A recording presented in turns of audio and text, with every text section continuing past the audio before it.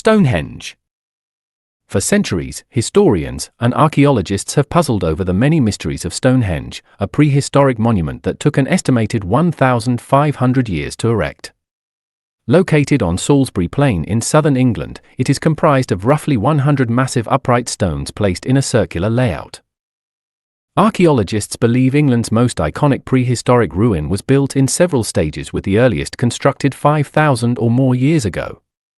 First, Neolithic *. Britons used primitive tools, which may have been fashioned out of deer antlers, to dig a massive circular ditch and bank, or henge.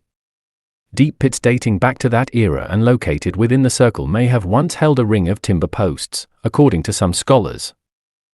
Several hundred years later, it is thought, Stonehenge builders hoisted an estimated 80 bluestones, 43 of which remain today, into standing positions and placed them in either a horseshoe or circular formation. These stones have been traced all the way to the Preseli Hills in Wales, some 300 kilometers from Stonehenge. How, then, did prehistoric builders without sophisticated tools or engineering haul these boulders, which weigh up to 4 tons, over such a great distance?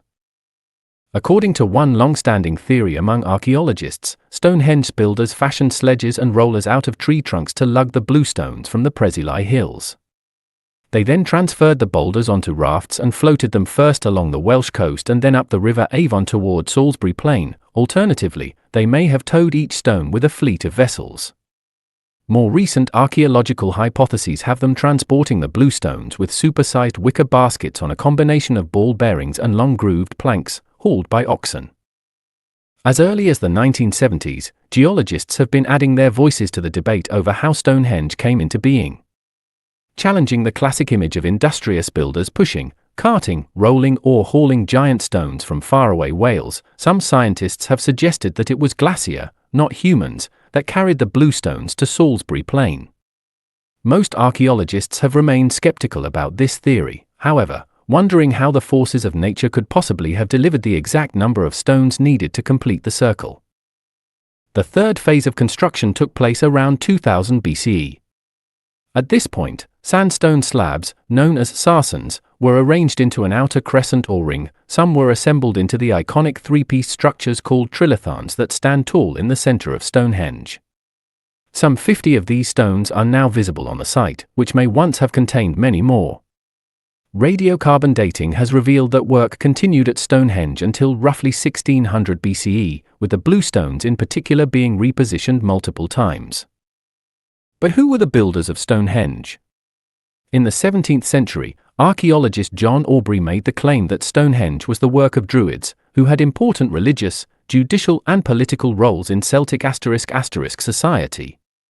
This theory was widely popularized by the antiquarian William Stukeley, who had unearthed primitive graves at the site. Even today, people who identify as modern Druids continue to gather at Stonehenge for the summer solstice. However, in the mid-20th century, radiocarbon dating demonstrated that Stonehenge stood more than 1,000 years before the Celts inhabited the region. Many modern historians and archaeologists now agree that several distinct tribes of people contributed to Stonehenge, each undertaking a different phase of its construction. Bones, tools, and other artifacts found on the site seem to support this hypothesis. The first stage was achieved by Neolithic agrarians who were likely to have been indigenous to the British Isles. Later, it is believed, groups with advanced tools and a more communal way of life left their mark on the site. Some believe that they were immigrants from the European continent, while others maintain that they were probably native Britons, descended from the original builders. If the facts surrounding the architects and construction of Stonehenge remain shadowy at best, the purpose of the striking monument is even more of a mystery. While there is consensus among the majority of modern scholars that Stonehenge once served the function of burial ground, they have yet to determine what other purposes it had. In the 1960s, the astronomer Gerald Hawkins suggested that the cluster of megalithic stones operated as a form of calendar, with different points corresponding to astrological phenomena such as solstices, equinoxes, and eclipses occurring at different times of the year. While his theory has received a considerable amount of attention over the decades, critics maintain that Stonehenge builders probably lacked the knowledge necessary to predict such events, or that England's dense cloud cover would have obscured their view of the skies. More recently, signs of illness and injury in the human remains unearthed at Stonehenge led a group of British archaeologists to speculate that it was considered a place of healing, perhaps because bluestones were thought to have curative powers.